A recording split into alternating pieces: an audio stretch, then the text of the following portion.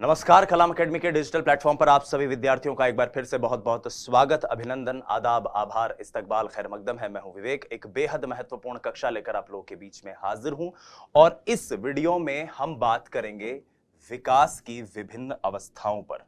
विकास की वो तमाम अवस्थाएं जिनसे जुड़े हुए प्रश्न हमसे पूछे जाते हैं और अक्सर विद्यार्थी इन प्रश्नों को गलत भी करके आ जाते हैं, लेकिन हम इन्हें बहुत ही डिटेल में, बहुत ही डिटेल के साथ पढ़ने की कोशिश करेंगे। बात करते हैं विकास की अवस्थाओं की।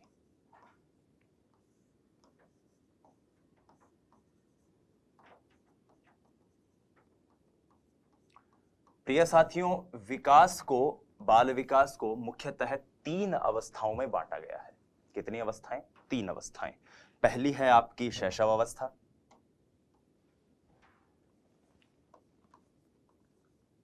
शैशव अवस्था जिसको हम इन्फेंसी भी कहते हैं। उसके बाद आती है बाल्यावस्था,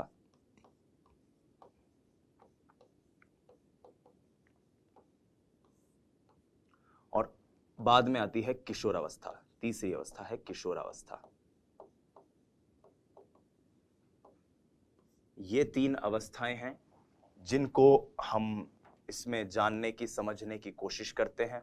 आइए, लेकिन अक्सर परीक्षा में क्या होता है, बाल्यावस्था की जगह पूर्व बाल्यावस्था और उत्तर बाल्यावस्था हमारे सामने आती है।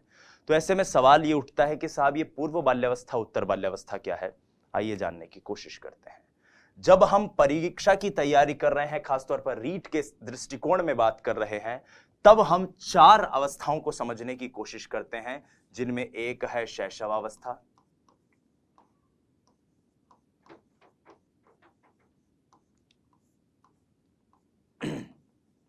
दूसरी है पूर्व बाल्यावस्था,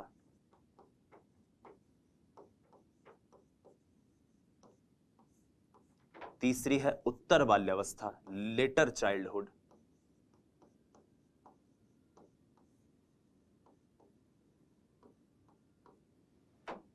और चौथी है किशोरावस्था।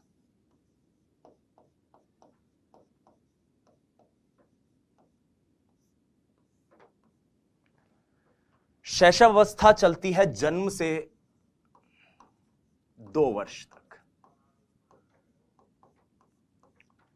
2 से 6 वर्ष तक रहती है आपकी पूर्व बाल्यावस्था। 6 से 12 वर्ष तक होती है उत्तर बाल्यावस्था और 12 से 18 वर्ष तक चलती है आपकी किशोरावस्था।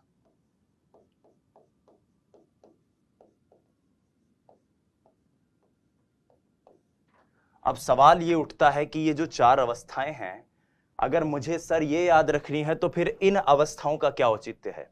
क्योंकि कई बार परीक्षा में वो शैशवावस्था, बाल्यावस्था, किशोरावस्था के प्रश्न भी दे देता है। कई बार वो इस तरह से वर्गीकृत करता है। तो आपको मैं एक छोटी सी ट्रिक बता रहा हूं, आप इसको याद रखिएगा, क्योंकि परीक्षा में या पाठ्य पुस्तकों में आप जो पढ़ते हैं वहां पर दोनों प्रकार के वर्गीकरण दिए हुए होते हैं, इसलिए हम अक्सर कंफ्यूज हो जाते हैं। सबसे पहले तो आपको इस वर्गीकरण को आत्मसात करना है कि अवस्थाओं को 4 प्रकार से हम बांटेंगे, क्योंकि एलिजाबेथ हॉरलॉक ने भी इसी प्रकार से इन्हें वर्गीकृत किया है। दूसरी बात, जब भी कभी प्रश्न ऐसा हो कि जिसमें पूर्व बाल्यावस्था, उत्तर बाल्यावस्था की जगह सिर्फ बाल्यावस्था दिया हो, तो आपको यह ध्यान करना है, यह याद रखना है कि उक्त परिस्थिति में शैशव अवस्था और पूर्व बाल्यावस्था ये दोनों मिलके क्या बन जाएंगी? शैशव अवस्था। यानी उक्त परिस्थिति में शैशवावस्था कहां से कहां तक होगी? जन्म से 6 वर्ष तक या 5 वर्ष तक, जो भी हम, कई बार पुस्तकें 5 वर्ष लिख देती, कई बार 6 वर्ष। बाल्यावस्था अब उत्तर बाल्यावस्था हो जाएगी, जो कि 6 से 12 वर्ष तक है, और किशोरावस्था एज इट इज अपनी बनी रहेगी। तो पहल तो आपको इस बात को याद रखना है, इस बात को क्लियर रखना है कि किस प्रकार से विकास की अवस्थाएं जो हैं ये परिभाषित हुई हैं, इनको वर्गीकृत किया गया है। अब आइए एक एक करके विकास की अवस्थाओं को जानने की कोशिश करते हैं, और इन अवस्थाओं की प्रक्रिया में हमारे लिए जो सबसे महत्वपूर्ण अवस्था है वो है शैशव अवस्था और पूर्व बाल्यावस्था। मैं ऐसा क्यों कह रहा हूं? क्योंकि जब हम फर्स्ट ग्रेड के बारे में बात करते हैं, फर्स्ट ग्रेड की तैयारी करते हैं, तब हम किशोरावस्था पर ज्यादा फोकस करते हैं। लेकिन जब हम रीट की तैयारी कर रहे हैं तो रीट के पाठ्यक्रम में, या फिर यूं कहूं कि रीट के शिक्षक बनने के बाद आप जिन बच्चों को पढ़ाएंगे वो ज्यादातर शैशव अवस्था और बाल्यावस्था के बच्चे ही होंगे, तो आपका फोकस भी उन्हीं बच्चों पर होना चाहिए। इसलिए शैशव अवस्था हमारे रीट के दृष्टिकोण से बहुत इंपॉर्टेंट स्टेज है। आइए बात करते हैं शैशव अवस्था की।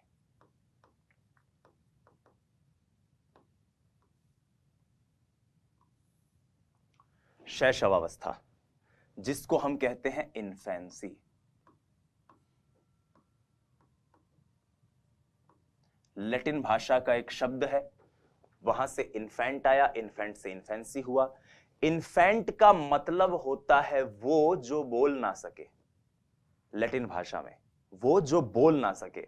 और आप देखते हैं कि एक बच्चा अमूमन इसी अवस्था में बोलना सीखता है, इसलिए इसको आपको जानना सबसे ज्यादा जरूरी है। ये जन्म से 2 वर्ष तक होती है। हालांकि हरलॉक ने कहा था कि 14 दिन तक यानी 2 सप्ताह तक इन्फेंसी रहती है, 2 सप्ताह तक इन्फेंसी होगी, यह श्रीमती एलिजाबेथ हरलॉक का मानना है।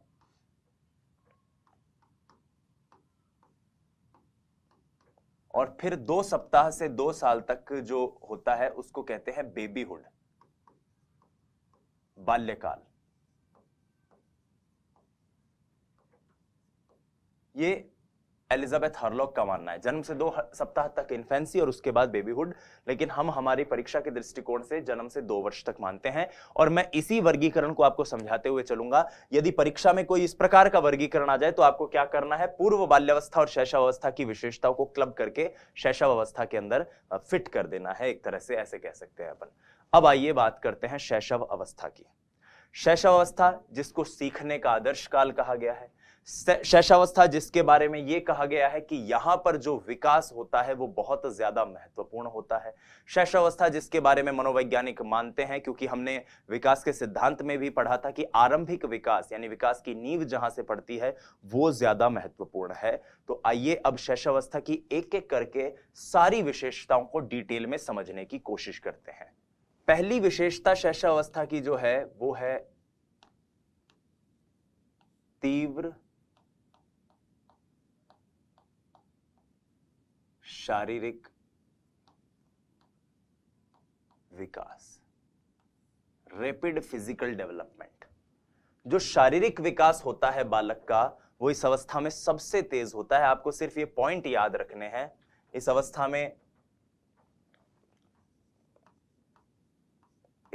में विकास तीव्र गति से होता है, तीव्र गति से होता है। तो शारीरिक विकास क्लियर। दूसरा इस अवस्था के बारे में जो हम पढ़ते हैं वो ये है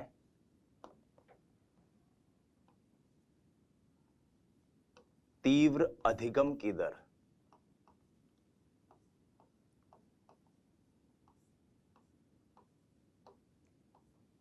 शैशव अवस्था ही वो समय है जिसमें बालक सब कुछ सीखता है, वो बोलना सीखता है, वो शब्दों को सीखता है, वो बहुत सारी चीजों को जानना पहचानना सीखता है। इसीलिए इस अवस्था में सीखने की जो दर होती है, इस अवस्था में सीखने की दर तीव्र होती है।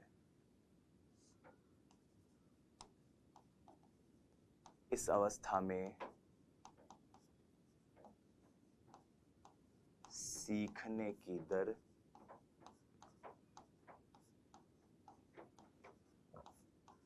तीव्र होती है।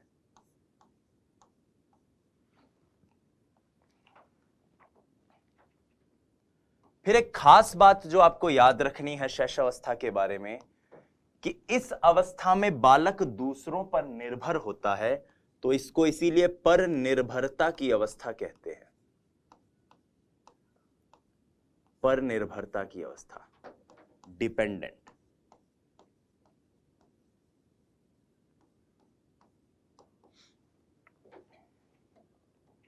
क्योंकि बालक अपनी सभी दैनिक जरूरतों के लिए, चाहे वो भोजन हो, चाहे नित्य क्रम हो, सबके लिए अपने माता पिता पर और इन पर निर्भर रहता है। तो इसमें बालक, इस अवस्था में बालक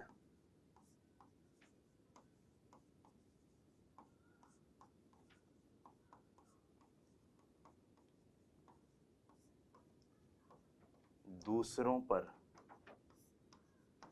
निर्भर रहता है।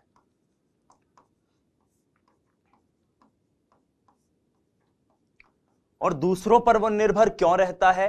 क्योंकि वो शारीरिक मानसिक रूप से इस अवस्था में अपरिपक्व होता है, इसीलिए इसे अपरिपक्वता की अवस्था भी कहते हैं। अपरिपक्वता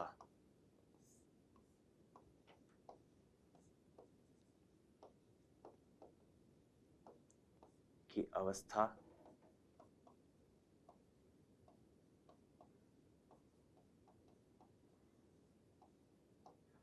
इमेच्योरिटी। शारीरिक मानसिक रूप से परिपक्व नहीं होता, यानी शारीरिक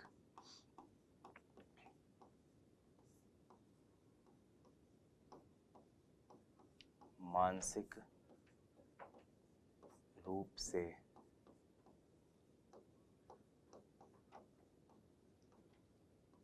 अपरिपक्व। ठीक है, चौथा पॉइंट भी क्लियर। ये आपको एज इट इज याद रखने हैं। रीट में जब पूछे जाते हैं तो सीधा पूछता है निम्न में से शैशवावस्था की विशेषता है, निम्नलिखित में से शैशवावस्था की विशेषता नहीं है। मैं यहां पर ज्यादा कुछ स्टेटमेंट इसलिए नहीं लिखवा रहा हूं कि फला मनोवैज्ञानिक ने क्या कहा, फला मनोवैज्ञानिक ने क्या कहा, क्योंकि अक्सर पूछे नहीं जाते। तो हम सिर्फ उन्हीं चीजों के ऊपर फोकस कर रहे हैं जो पूछी जाती है, जो हमें हमेशा जो ट्रेंड कहता है और जिनसे प्रश्न आने की संभावना सबसे ज्यादा रहती है। अब यहां पर दो विशेषताएं और समझते हैं जो बड़ी महत्वपूर्ण है, जिनमें विद्यार्थी अक्सर कंफ्यूजन में रहते हैं, और वो है सामाजिकता के अभाव की अवस्था। सामाजिकता के अभाव की अवस्था। सामाजिकता का मतलब क्या है? सामाजिकता का मतलब यह है कि समाज के जो नियम कायदे कानून हैं, समाज के जो तौर तरीके हैं, समाज की जो विधि है जिससे समाज चलता है, गवर्न होता है, उन विधियों को आप स्वयं में आत्मसात कर पाएं, उन विधियों को आप स्वयं में ले पाएं।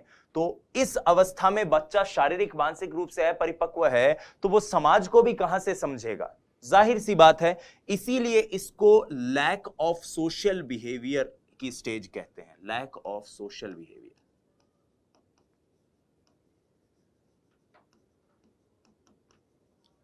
ये बहुत इंपॉर्टेंट स्टेज है क्योंकि यहां पर कंफ्यूजन रहता है, और वो क्या कंफ्यूजन रहता है वो अब जानते हैं।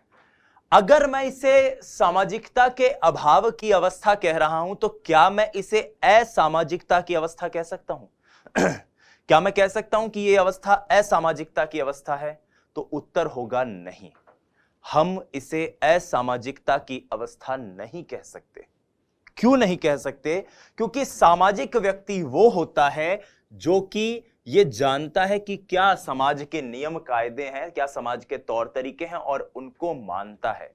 लेकिन असामाजिक व्यक्ति वो होता है जो जानता तो है लेकिन मानता नहीं है। आपने अक्सर अखबारों में पढ़ा होगा कि कॉलेज से आती हुई युवतियों को मनचलों ने छेड़ा, और सड़कों पर असामाजिक तत्वों की बढ़ोतरी। अब असामाजिक का मतलब क्या है? कि वो व्यक्ति, वो लड़का जानता है कि मैं जो काम कर रहा हूं वो गलत है, मेरे घर में भी मेरी सिस्टर्स हैं, मेरी बहनें हैं, मेरी एक जिम्मेदारी है एक अच्छे नागरिक होने के कारण, मगर फिर भी वो फूहड़ हरकतें कर रहा है, इसलिए उसको असामाजिक कहेंगे। लेकिन बच्चा तो जानता ही नहीं है कि सामाजिकता होती क्या है, इसलिए इस अवस्था को असामाजिक नहीं गैर सामाजिक कहते हैं। ध्यान से सुनिएगा, ये असामाजिक नहीं होती, असामाजिक नहीं कहेंगे आप उसे कहेंगे गैर सामाजिक।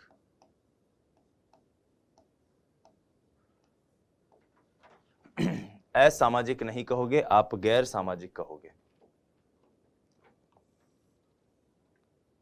ये बात आप याद रखिएगा, कंठस्थ कीजिएगा, क्योंकि ये बहुत इंपॉर्टेंट है। असामाजिक नहीं, गैर सामाजिक। ठीक है।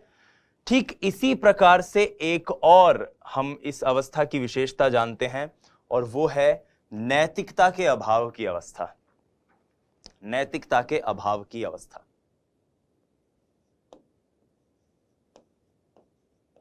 नैतिकता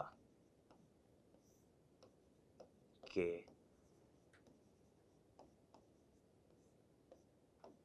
अभाव की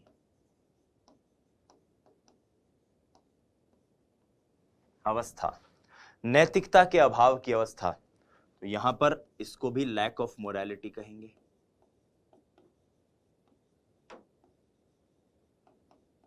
पहला सवाल यह उठता है कि नैतिकता होती क्या है साथियों। नैतिकता से अभिप्राय है कि अपने स्वविवेक से किसी भी विषय, वस्तु, विचार, संप्रत्यय, अवधारणा के सही या गलत होने का निर्णय ले पाने की क्षमता।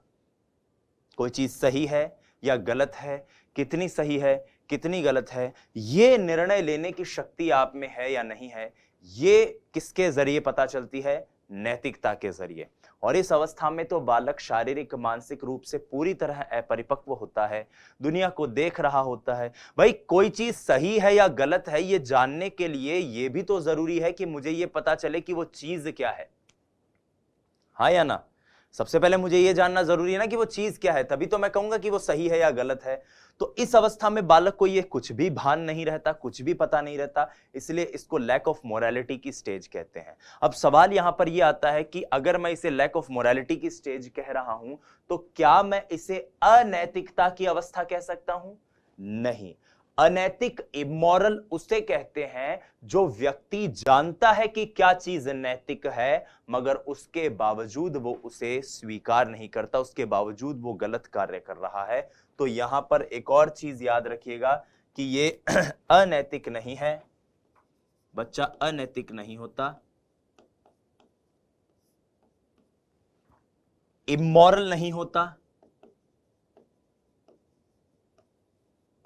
और क्या होता है? एमोरल होता है। एमोरल मतलब वो जिसे पता ही नहीं है मोरालिटी क्या है। भाई आप अगर शेर के पिंजरे में चले जाएं और फिर बोलें शेर ने मुझे मार दिया, तो शेर को थोड़ी पता है कि आप रीट की तैयारी कर रहे हो, आपके ऊपर बहुत सारी जिम्मेदारी है, उसको तो सिर्फ अपने भोजन से मतलब है। तो इस प्रकार से एक व्यक्ति में इस वक्त फ्री विल होती है। फ्री विल इसी कॉन्सेप्ट को कहा जाता है। फ्री विल का मतलब कि आप अपने मन की कर रहे हो, आपको ये नहीं पता कि क्या सही है क्या गलत है, सामाजिक रूप से, नैतिक रूप से क्या सही है क्या गलत है। तो ये 6 पॉइंट आपको पूरी तरह से याद रखने हैं, समझने हैं, कंठस्थ रखने हैं। आइए आगे बढ़ते हैं और अगले पॉइंट पे बात करते हैं। 7th पॉइंट, जैसा कि मैंने अभी बताया कि बच्चा जो है वो इस वक्त सिर्फ अपने बारे में सोचेगा, खाने पीने और इन सब चीजों के बारे में, क्योंकि और तो उसे कुछ चाहिए नहीं। भाई नींद आ रही है तो रोने लग जाएगा, भूख लग रही है तो रोने लग जाएगा, उसको अगर कोई पसंद नहीं आ रहा है व्यक्ति तो रोने लग जाएगा, मतलब उसको सिर्फ अपने आप से मतलब है। तो इस अवस्था में बालक होता है स्वार्थी व आत्म केंद्रित।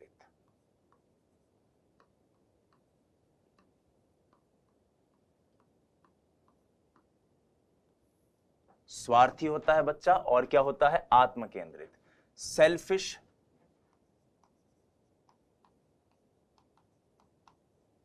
And self centred.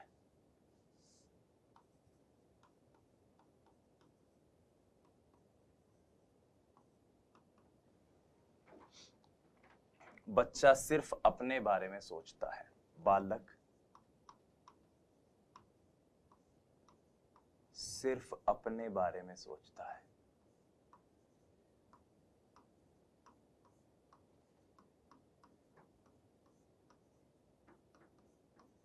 ऐसा होता है ना, कई बार आप से किसी ने कल फोन पे बात कर ली, बच्चे ने, आपका कोई रिश्तेदार का कोई बच्चा है, अगले दिन आपने फिर फोन लगाया कि वो आपसे बात करेगा, वो नहीं करेगा, कोई मतलब नहीं है, वो मोबाइल को देखता रहेगा, ही हंस लेगा, छोड़ देगा, पक जाएगा, उसको कोई मतलब नहीं है क्या है। आप कौन हो, वो खुद कौन है, उसे सिर्फ अपनी जरूरतों से मतलब है। और इसीलिए बच्चे को इस वक्त स्वार्थी कहा जाता है, सेल्फ सेंटर्ड कहा जाता है, आत्म केंद्रित कहा जाता है। और इसी आत्म केंद्रिता के कारण कई बार इवन फ्राइड ने भी कहा है कि इस अवस्था में भी नार्सिसिज्म दृष्टिगत होता है। नार्सिसिज्म मतलब स्वमोह, अपने आप से मोह करना। सेकंड ग्रेड ने यह क्वेश्चन पूछ भी रखा है कि नार्सिसिज्म कौन सी अवस्था में दृष्टिगत होता है, और उस प्रश्न का उत्तर शैशव अवस्था ही माना गया था। ठीक है, तो इसलिए स्वार्थी व आत्मकेंद्रित इस प्रकार से आप कह सकते हो। आइए अगले पॉइंट पर चलते हैं। इस अवस्था में बालक का जो व्यवहार होता है वो मूल प्रवृत्त्यात्मक होता है। मूल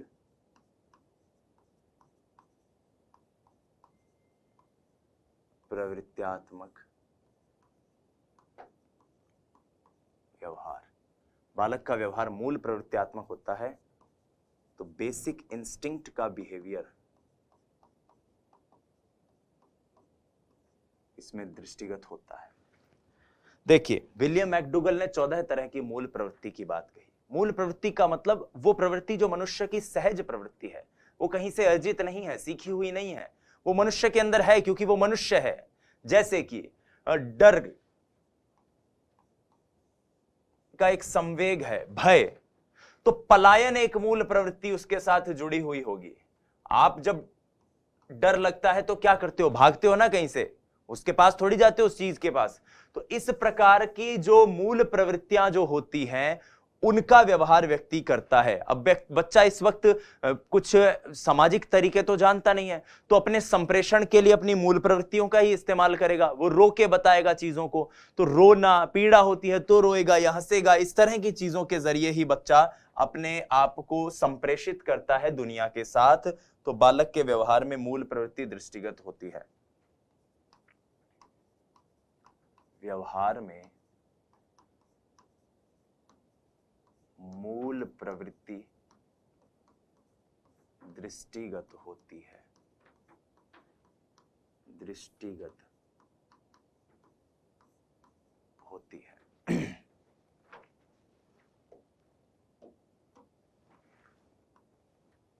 9th पॉइंट, इस अवस्था में बालक के अंदर जो संवेग होते हैं उन संवेगों का विकास हो जाता है। तो संवेगों का विकास, डेवलपमेंट ऑफ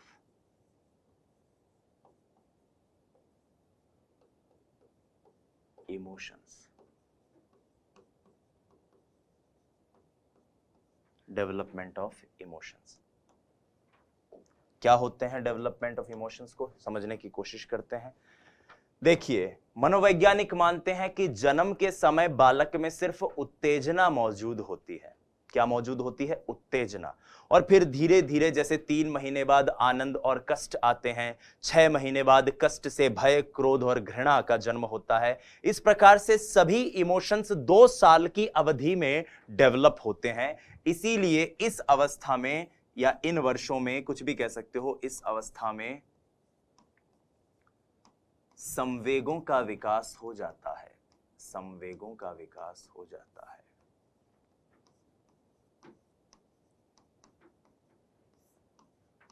हो जाता है। संवेग जितने भी हैं, इमोशंस जितने भी हैं, उनका विकास इस अवस्था में बहुत अच्छे से होता है।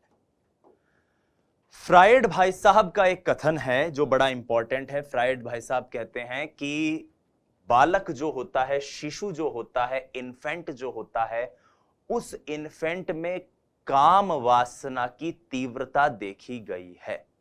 ठीक है, काम वासना की तीव्रता देखी गई है, लेकिन कामांग जो हैं वो पूरी तरह परिपक्व नहीं होते हैं अभी।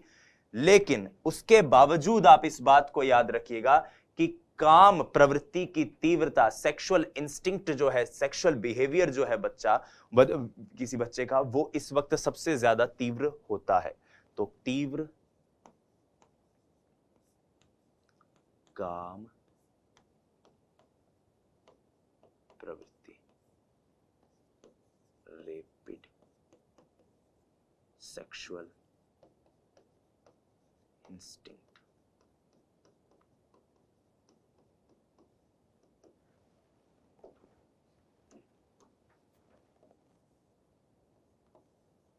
काम उत्तेजना में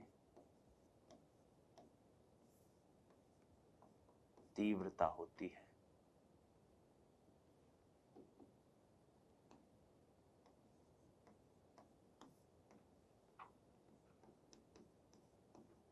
दृष्टिगत होती है। ठीक है, ये आप याद रखिएगा। तो यहां हमने शैशव अवस्था की कुछ विशेषताएं देखी। अब आइए शैशव अवस्था से संबंधित एक रीट का सवाल कर लेते हैं, ताकि हमें चीजें क्लियर हो जाएं कि हम जिस चीज को पढ़ रहे हैं वो कितना बेहतर है। देखिए, ये रीट में आया हुआ प्रश्न है। मैं इस प्रश्न के आपको समय भी बता दूं, लेवल 2 2015 में ये क्वेश्चन आया था। L2 2015 में ये क्वेश्चन आया था। अब ये क्या क्वेश्चन था, देखो, शैशव अवस्था की विशेषता नहीं है शारीरिक विकास की तीव्रता। ध्यान से देखिए, शारीरिक विकास की तीव्रता हमने देखा था, चाहे शारीरिक विकास हो, चाहे मानसिक विकास हो, संवेगात्मक विकास हो, सभी विकास इस अवस्था में तीव्रता से होते हैं। तो ये बात तो सही है। दूसरों पर निर्भरता, बालक दूसरों पर अपने सभी नैतिक कार्यों के लिए निर्भर होता है। नैतिकता का होना यह गलत है, क्योंकि नैतिकता तो 4-5 साल के आसपास विकसित होती है, यानी पूर्णतः तो खैर आगे विकसित होती है, लेकिन 4-5 साल के आसपास नैतिकता देखने को मिलती है बच्चे में। इस अवस्था में तो बच्चा ना तो नैतिक होता है, ना ही अनैतिक होता है, उसमें नैतिकता का या अनैतिकता का अभाव होता है, और मानसिक विकास में तीव्रता होती है। तो ये सारी चीजें तो, तीनों स्टेटमेंट तो सही है, लेकिन हमें पूछा है कौन सी विशेषता नहीं है, इसलिए हमारा आंसर हो जाएगा ऑप्शन सी। ठीक है, शैशवावस्था की विशेषता को जानने के बाद आइए अब बात करते हैं पूर्व बाल्यावस्था की। पूर्व बाल्यावस्था, पूर्व बाल्यावस्था जो कि होती है 2 से 6 वर्ष तक।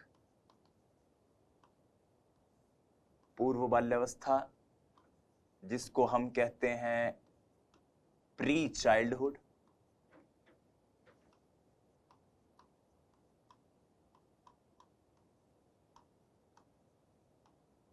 और क्योंकि ये वही दौर था जब बच्चों के ऊपर बाल मनोविज्ञान पर अध्ययन जो है वो 20वीं शताब्दी में बहुत ज्यादा हुआ।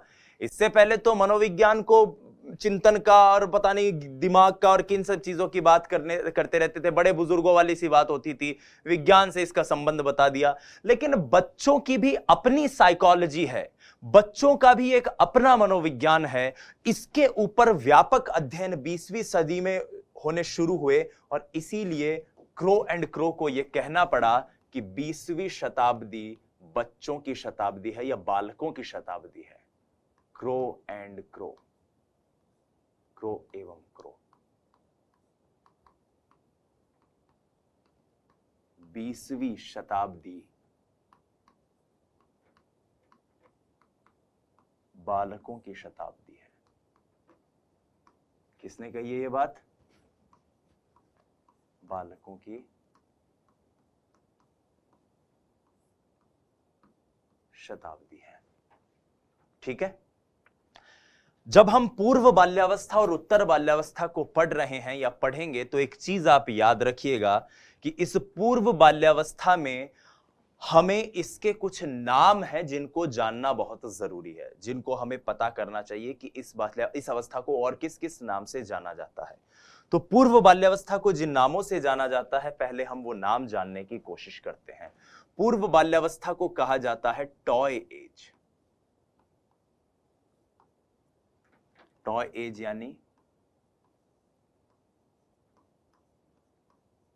खिलौनों की अवस्था। बच्चा खिलौनों से खेलता है और इसीलिए इसे खिलौनों की अवस्था भी कहते हैं।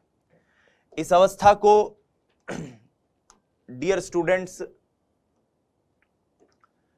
बच्चा खिलौनों से तो खेलता है, लेकिन बच्चा खेलता कैसे है? बच्चा अकेला खेलता है इस अवस्था में, किसी के साथ नहीं खेलता है। वो स्वयं से अपना खेलता कूदता है और घर पर ही रहता है। क्या करता है? घर पर ही रहता है, इसीलिए वो विद्यालय भी नहीं जाता। तो इस कारण इसको पूर्व विद्यालय अवस्था या विद्यालय पूर्व अवस्था भी कहते हैं। विद्यालय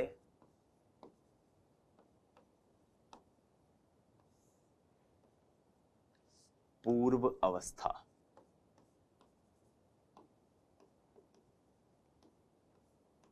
विद्यालय पूर्व अवस्था मतलब प्री स्कूल एज। जब वो बच्चा विद्यालय में नहीं जा रहा है, घर पर रह रहा है, इसका मतलब उसके कोई दोस्त वगैरह भी नहीं है, बाहर के कोई दोस्त भी नहीं है, तो इसलिए इसको टोली पूर्व अवस्था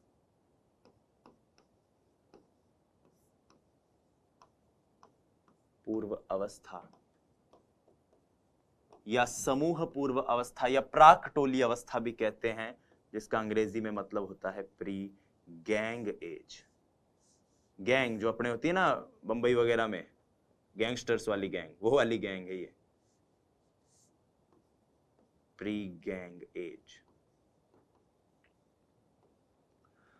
अब बच्चा जब इस वक्त कहीं जा नहीं रहा है, घर पर ही रह रहा है, यानी कि ऐसा मानते हैं कि अध्यापकों के लिए यह तैयारी की अवस्था है। ठीक है, अध्यापकों के लिए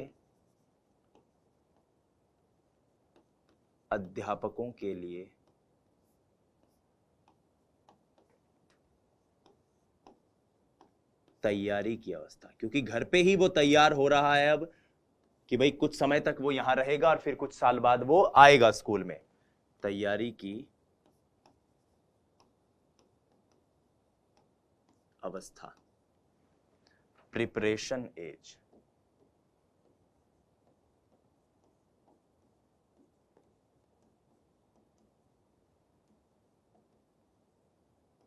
ठीक है, लेकिन माता पिता के लिए इस वक्त बच्चा कुछ और नहीं बल्कि एक बड़ी समस्या होता है। मम्मी पीछे पीछे भाग रही होती है, कह रहे बेटा रोटी खा ले, रोटी खा ले, छोरा आगे आगे भाग रहा होता है, माँ की सुनता नहीं है, कहा बात नहीं मानता, इधर उधर भागता है, जिद बहुत करता है।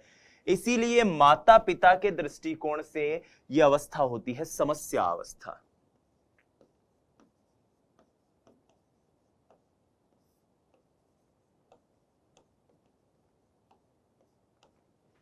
समस्या अवस्था, प्रॉब्लमैटिक एज या प्रॉब्लम एज। माता पिता के दृष्टिकोण से, क्योंकि माँ बाप की बात नहीं मानता, कहना नहीं मानता, उन्हें बड़ा परेशान कर रहा होता है, इसीलिए इसको प्रॉब्लमैटिक एज भी कहते हैं। ठीक है, तो विद्यालय पूर्व अवस्था, टोली पूर्व अवस्था, अध्यापकों के लिए तैयारी की अवस्था, समस्या अवस्था, ये सारी हमने इस अवस्था की कुछ विशेषताएं देखी। अब आइए पूर्व बाल्यावस्था की कुछ महत्वपूर्ण विशेषताओं को जानने की कोशिश करते हैं। पूर्व बाल्यावस्था के जरिए बाल्यावस्था को समझने की कोशिश करते हैं। तो सबसे महत्वपूर्ण बात तो जो आपको याद रखनी है वो ये कि पूर्व बाल्यावस्था जो है या बाल्यावस्था जो है, एक तरह से आप ऐसे मान लीजिए, इस अवस्था में बालक का विकास कुछ अब मंद गति से बढ़ने लग जाता है। ठीक है, बाल्यावस्था में विकास या पूर्व बाल्यावस्था में विकास की गति अब शैशव अवस्था की अपेक्षा मंद हो जाती है। कुछ 5-6 पॉइंट है जो हमें लिखने हैं ताकि इनसे विशेषताओं से अगर कोई प्रश्न बने तो हम कर पाए। तो विकास की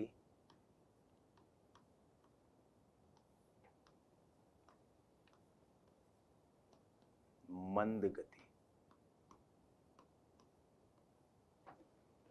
बालक नई नई चीजें सीख रहा है, इसलिए इस अवस्था को कौशल प्राप्त करने की अवधि भी कहते हैं। कौशल प्राप्त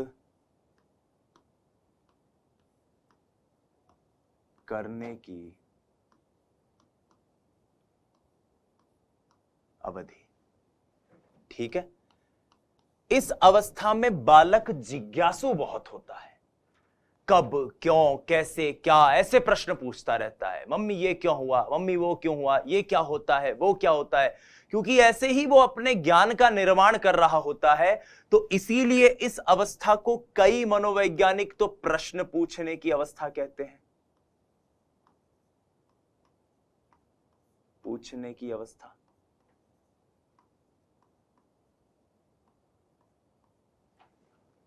क्योंकि बच्चा क्यों, क्या, कैसे जैसे प्रश्न पूछता है।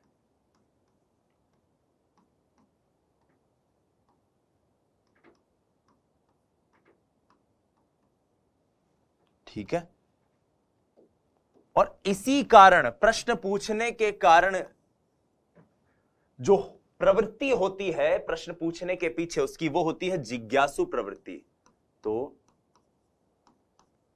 जिज्ञासु प्रवृत्ति, क्यूरियोसिटी इन बिहेवियर।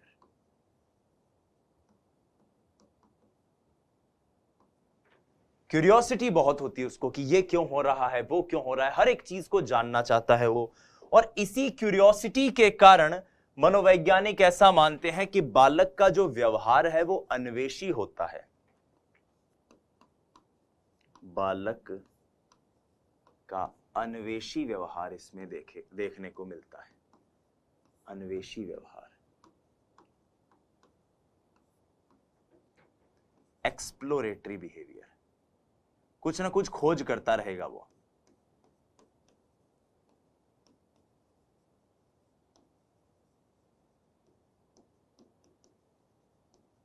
कुछ ना कुछ खोज करता रहेगा, ये तोड़ दिया, वो मच दिया, ये कर दिया, वो कर दिया, तो कुछ ना कुछ एक्सप्लोर करता रहेगा। इसलिए बालक का व्यवहार इस अवस्था में कैसा दिखाई देता है? अन्वेषी व्यवहार दिखाई देता है। एक और प्रवृत्ति जो इस वक्त इस अवस्था में देखने को मिलती है वो ऐसा है कि इस वक्त बच्चा खिलौनों से तो खेलता है, हमने इस अवस्था का नाम ही पढ़ा है खिलौनों से खेलने की अवस्था, लेकिन इस अवस्था में यह देखा गया है कि बालक खिलौनों से भले ही खेले मगर अपने खिलौनों को ना तो किसी को देता है, और दूसरी चीज खुद भी एक खिलौने से ज्यादा देर तक नहीं खेलता। ठीक है, तो एक खिलौने से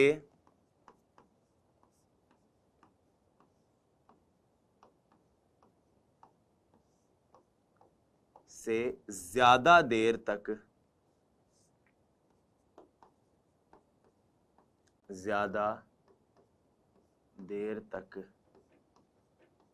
नहीं खेल पाता।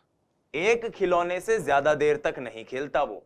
ठीक है, खिलौना मिल गया लेकिन खेलेगा, जिद कर लेगा तो खेलेगा, लेकिन थोड़ी देर बाद भूल जाएगा। अक्सर आपने एक ऐसी घटना देखी होगी कि दो महिलाएं अगर कभी मेले में जा रही हैं तो एक बच्चा जिद कर लेता है, मन तो गाड़ी दी रहा, मन तो ट्रेन दी रहा, मन तो बंदूक दी रहा। तो पड़ोस वाली महिला कहती है कि बेटा भाभी जी इस बच्चे को दिला दो, जिद कर रहा है। तो माँ कहती है कि भाभी जी आप जानती नहीं हो, अभी तो ये चिल्ला के इसको ले जाएगा, घर पे जाके 5 मिनट खेलेगा और फिर इधर उधर कर देगा उसको।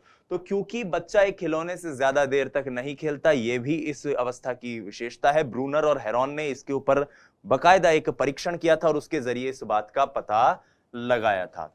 इस अवस्था में बच्चा जो है उसकी कल्पना शक्ति में बड़ी बाहुलता देखने को मिलती है। तो कल्पना की बहुलता, बहुत ज्यादा कल्पनात्मक होता है। परियों की कहानी सुनेगा, राजा की कहानी सुनेगा, तलवार, स्पाइडरमैन, और वो खेल भी ऐसे ही खेलता है जिनमें नाटक करने की प्रवृत्ति हो, अनुकरण करने की प्रवृत्ति हो। उससे बच्चों से अपन ये तो कहते हैं कि बता दादी कैसे चलती है, तो ऐसे ऐसे ऐसे करके चल के दिखाएगा। उससे कहते हैं कि बता दादू जी खांसी कैसे लेते हैं, तो ऐसे करके खांसी लेके दिखाएगा। तो कल्पना की बहुलता है और इसी कारण व्यवहार में अनुकरण देखने को मिलता है। अनुकरण मतलब किसी चीज की नकल करना, तो अनुकरण द्वारा सीखना भी इसके अंतर्गत एक प्रवृत्ति आ जाती है। अनुकरण द्वारा सीखना, इमिटेशन। मगर बच्चा मां बाप का कहना नहीं मानता, इस अवस्था में बड़ा जिद्दी हो जाता है, झक्की बेकहा परेशान करने वाला। समस्या अवस्था अपन ने बोल भी दिया है इसको।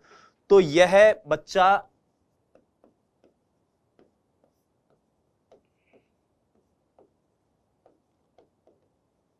इस अवस्था में जिद्दी झक्की बेकहा, उसके पीछे पड़े रहते हैं, अरे रोटी खा ले रोटी खा ले। दो जने तो उसको खाना खिलाने के लिए चाहिए, दो जने उससे बात करने के लिए चाहिए, मानता नहीं है, बहुत जिद्दी होता है। अनसुना करने वाला,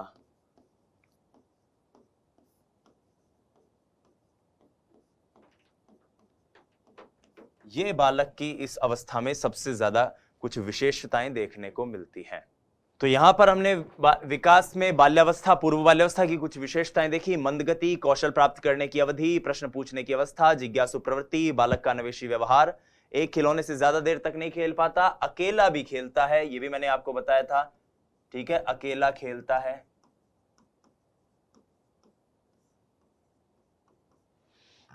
कल्पना की बहुलता है, अनुकरण द्वारा सीखता है, और बच्चा इस अवस्था में जिद्दी, झक्की, बेकहा और सुना अनसुना करने वाला ज्यादा होता है। आइए अब बाल विकास की इसी अवस्था की, इसी पूर्व बाल्यावस्था की विशेषताओं के दो सवाल देखते हैं जो रीट में पूछे गए हैं, पहले आ चुके हैं। ये प्रश्न जो है आप इस वक्त देख रहे हो, ये लेवल 1 2011 में क्वेश्चन आया था, L1 2011 में ये क्वेश्चन आया था। इस क्वेश्चन के अंदर पूछा गया है खिलौनों की आयु किसको कहा गया है। तो खिलौनों की आयु, खिलौनों से खेलने की आयु, कुछ भी कह दो, आंसर क्या है, पूर्व बाल्यावस्था या फिर प्री चाइल्डहुड, प्री चाइल्डहुड।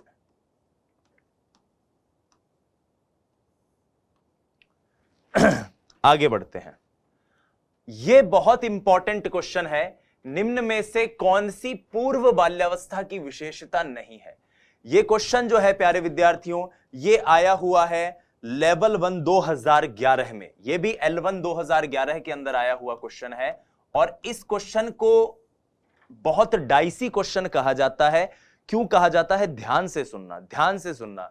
यह क्वेश्चन एज इट इज आया था, दल में समूह में रहने की अवस्था, अनुकरण करने की अवस्था, प्रश्न करने की अवस्था और खेलने की अवस्था।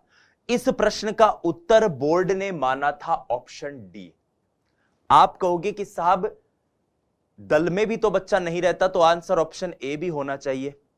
इसका आंसर ऑप्शन ए इसलिए नहीं माना विद्यार्थियों, क्योंकि इस प्रश्न का जो इंग्लिश ट्रांसलेशन था उसमें ऑप्शन ए में प्री चाइल्डहुड ही लिखा, प्री गैंग एज ही लिखा हुआ था, प्री गैंग एज ही लिखा हुआ था।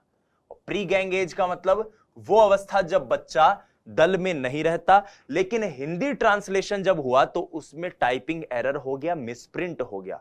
बावजूद इसके बोर्ड ने इस क्वेश्चन को डिलीट नहीं किया और आंसर डी ही सही माना, क्योंकि खेलने की अवस्था उत्तर बाल्यावस्था होती है और पूर्व बाल्यावस्था जो है वो खिलौनों से खेलने की अवस्था होती है। आप चाहें तो आधिकारिक रूप से चेक कर सकते हैं पेपर्स को, पेपर्स में प्रिंट आपको दिख जाएगा।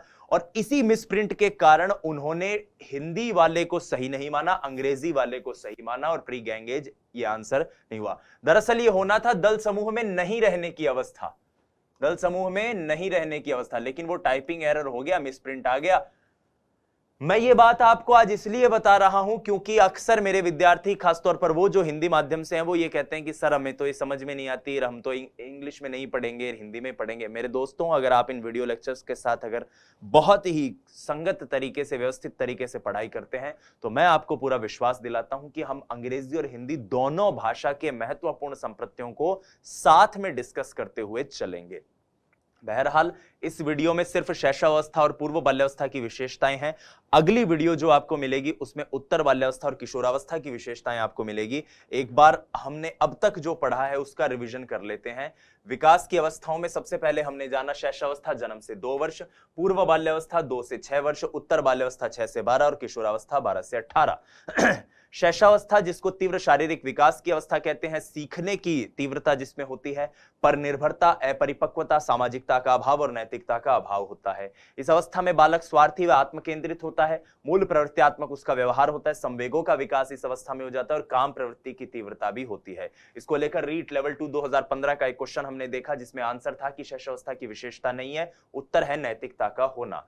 वहीं हमने पूर्व बाल्यावस्था को जाना जिसको प्री चाइल्डहुड कहते हैं, जिसको टॉय एज कहा जाता है, विद्यालय पूर्व अवस्था कहते हैं, टोली पूर्व अवस्था कहते हैं, अध्यापकों के लिए तैयारी की अवस्था कहते हैं और माता पिता के लिए इसको समस्या अवस्था भी कहते हैं। माता पिता के लिए, क्योंकि परेशान करता है मां बाप को टाबर, ठीक है। इसकी कुछ विशेषताएं देखी। विकास अब मंद गति से होना शुरू हो जाएगा। कौशल प्राप्त करने की अवधि है। प्रश्न पूछने की अवस्था है। जिज्ञासु प्रवृत्ति है। बालक का व्यवहार इस अवस्था में अन्वेषी हो जाता है। एक खिलौने से ज्यादा देर तक नहीं खेल पाता, अकेला खेलता है। कल्पना की बहुलता होती है। अनुकरण द्वारा सीखता है और बच्चा इस अवस्था में जिद्दी, झक्की, बेकहा, अनसुना करने वाला होता है। बहुत बहुत धन्यवाद। जय हिंद, वंदे मातरम। स्वस्थ रहिए, मस्त रहिए, अपनी तैयारी में व्यस्त रहिए। नमस्कार।